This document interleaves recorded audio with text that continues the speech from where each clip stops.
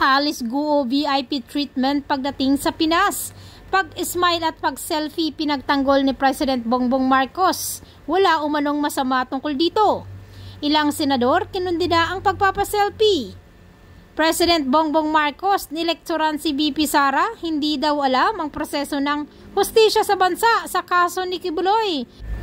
Huwebes ng gabi, tinunover ng Indonesian Police si Alice Guo sa Pilipinas matapos ang matagumpay na pagdakip nito sa Indonesia. Hindi naman nagustuhan ng mga netizens ang tila VIP treatment ng pagtanggap kay Guo, lalo na umano si DILG Secretary Benhur Abalos na tila umano napakagalang pa ng pakikipag-usap nito at nakipag-selfie pa sa tinatawag na fugitive at patong-patong na kaso ang kinakaharap. Ayon naman kay Pangulong Bongbong Marcos ay wala naman umanong masama sa pag-smile at pagpapaselfie dahil ang bansang Pilipinas ay tinawag na selfie capital. Kaya naman wala umano siyang nakikitang mali tungkol dito. I think that is part of the new culture now na nagpapakuha lagi ng kahit ano. Kasi po-post nila, tignan mo, nakasama ako dito sa team na nag-aresto sa ganyan-ganyan.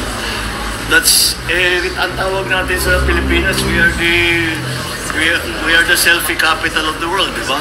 Hindi nag-selfie, hindi mo naman pigilan ng tao na ngumiti. So, they just had the selfie. I don't think there's much more to it than that. Magpa-selfie sila. So what I want to hear from her is for her to lay out exactly how these mogos became such a large, it's basically a criminal enterprise. And as mayor, for her to say she did not know this was going on, is very difficult to believe. Because as a former local government executive, it seems impossible that an operation that is a few hundred meters away from my own office, na hindi ko alam yung nangyayari doon, illegal na ganitong kalaki na operation. Kaya sana may paliwanag niya kung bakit hindi niya alam. At kung paano bilang isang mayor na hindi niya malaman kung ano yung nangyayari doon sa bayan niya na ganyang kalaki na problema. Tapos marami pa siyang kasagutin. Paano siya yumaman ng ganyan? Patandami-dami ng pera. Paano siya naging mayor na hindi naman sa kilala ng tiga doon? All of these things. All these questions have actually been asked by both the House and the Senate. I just hope she answers it better than her cohorts. Sina Cassandra Ong at saka sina Sheila Ong, very evasive makasagot. Sana naman mabuti-buti ang sagot ni Alice Guo as compared sa mga kasamahan niya. Because it will not help her at all to be evasive. Mas bibigat ang magiging problema niya kung hindi siya magsabi ng totoo. Binantaan din ng Pangulo ang mga tumulong kay Guo sa pagtakas nito papuntang Indonesia. Hindi lamang sila matatanggal sa trabaho, kundi kakasuhan din. Those who are implicated in assisting Alice Guo to leave the Philippines illegally as a fugitive from justice will certainly pay the price. Tila nilektura naman ni President Bongbong Marcos Jr. si BP Sara tungkol nga sa wala umano itong alam tungkol sa proseso ng hustisya tungkol sa mga kaso ni Pastor Kibuloy. Ipinagkibit-balikat ni Pangulong Ferdinand Marcos Jr. ang kamakailang paghingi ng tawad ni Vice Presidente Sara Duterte sa mga miyembro ng Kingdom of Jesus Christ, KOJC, sa paghimok sa kanila na suportahan siya at sinabing prerogative niya iyon. Bagamat naguguluhan pa rin sa mga sinabi ni Duterte, sinabi ni Marcos na wala na siyang magagawa tungkol dito. Ang paghingi ng tawad ng Vice Presidente ay dumating sa pagdiriwang ng anibersaryo ng KOJC sa Davao City noong weekend.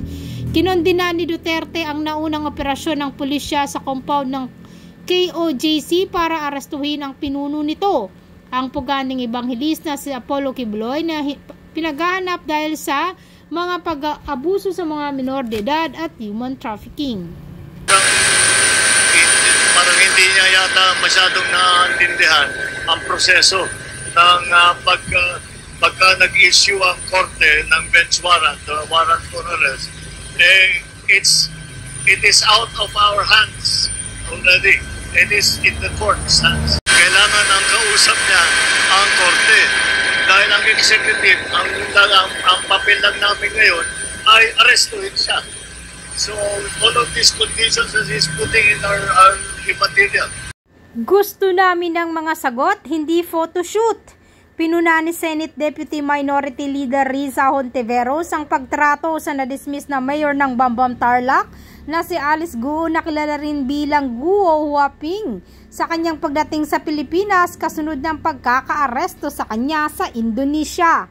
Sa isang pahayag noong Biyernes, September 6, si Hontiveros ay nagpahayag ng pagkadismaya sa kanyang inilarawan bilang isang fan meet na kapaligiran sa paligid ng pag-aresto kay Guo na kinukutya na isang pulang carpet na lang ang kulang. Binigyan diin ni Hontiveros na dapat harapin ni Guo ang hustisya, hindi ang mga pagkakataon sa larawan.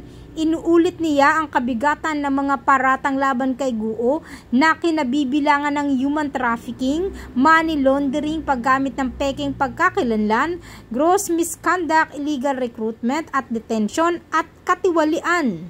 Nanawagan din si Hontiveros sa mga opisyal ng gobyerno na iwasang gawing social event ang pag-aresto, na idiniin na ang mga aksyon ni Guo ay lumabag sa mga batas ng bansa na nagbibigay daan sa Philippine Offshore Gaming Operators, POGOs, na makisali sa mga aktibidad na kriminal tulad ng kidnapping, human trafficking at prostitusyon.